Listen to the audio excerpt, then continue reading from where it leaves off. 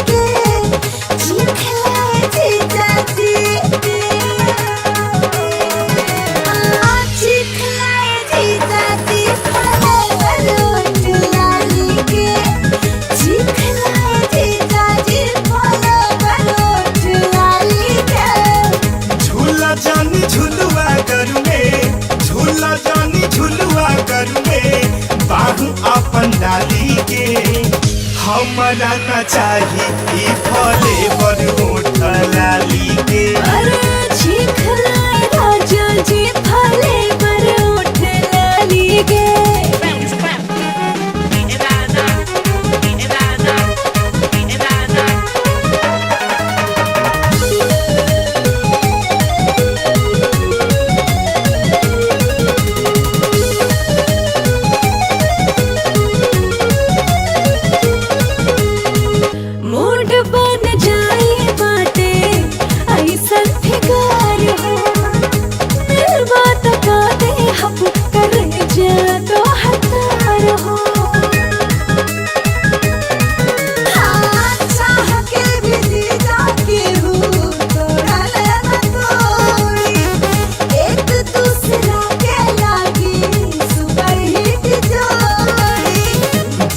जीजा कही के भरमावतारू अखिया दबावतारू हो काहे हमरा के विदिया से अपना तू टाका भिड़वावतारू हो।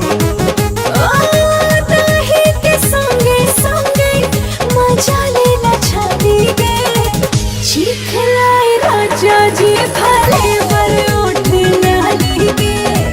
चिखलाए राजा जी फले पर होठ लाली के।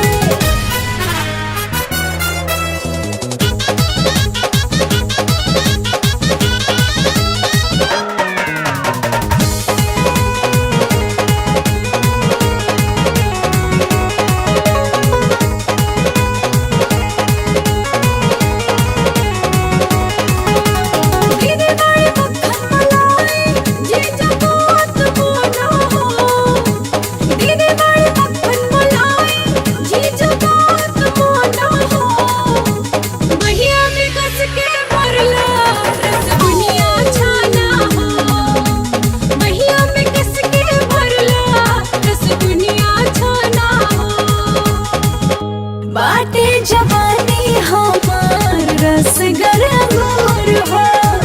रस लेला बाजनी भाग दूर दूर हो।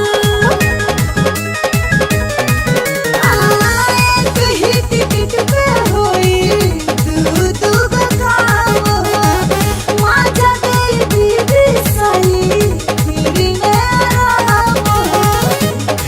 फिरी कही के फिरिया बजनी माथा चतरा बजनी हो। ऐसे खुला अपन हमरा के देई के तू कटिया फसा बजनी हो।